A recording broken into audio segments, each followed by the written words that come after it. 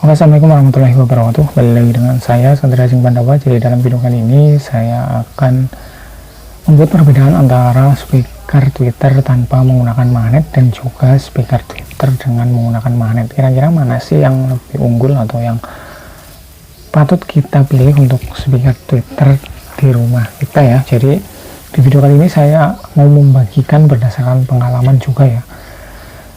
Nah, jadi apa sih keunggulan dari speaker tanpa magnet dan juga speaker Twitter dengan menggunakan magnet?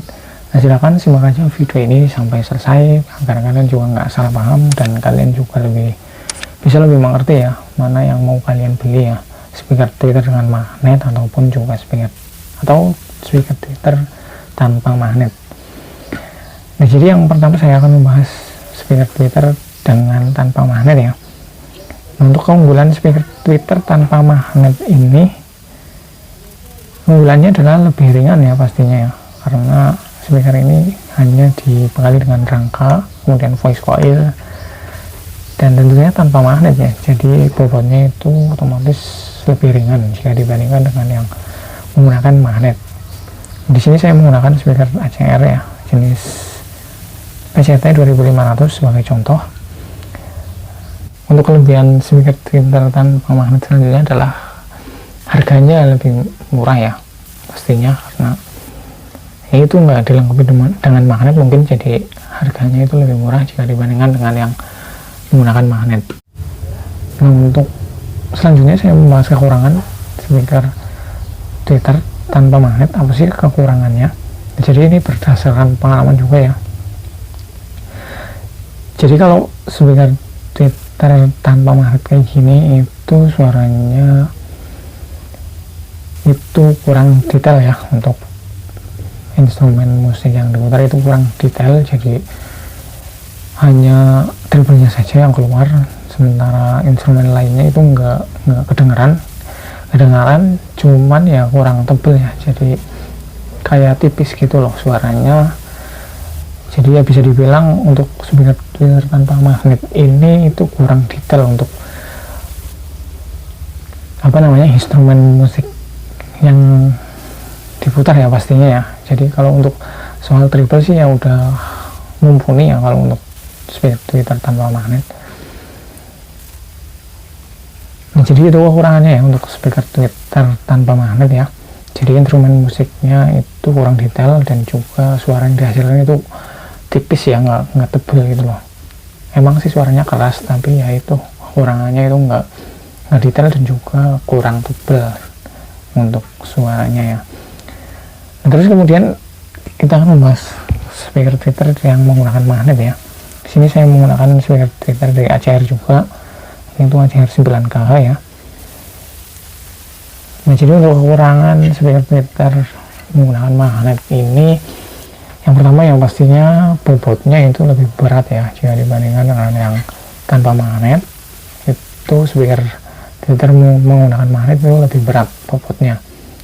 Jelas di sini saya perbandingannya itu sangat jauh ya. Nah, untuk kekurangan speaker Twitter dengan magnet yang selanjutnya adalah harganya lebih mahal jika dibandingkan dengan speaker Twitter yang tanpa menggunakan magnet ya. Nah, di sini terbukti ACR 9K ini harganya sekitar 90 ribuan, sedangkan yang ini ACR PCT 2500 ini cuma 20 ribuan, jadi selisihnya itu sangat jauh ya untuk harganya. Nah, terus kemudian untuk kelebihannya apa untuk speaker Twitter menggunakan magnet? Yang pertama kelebihannya adalah voice coil itu lebih dingin ya.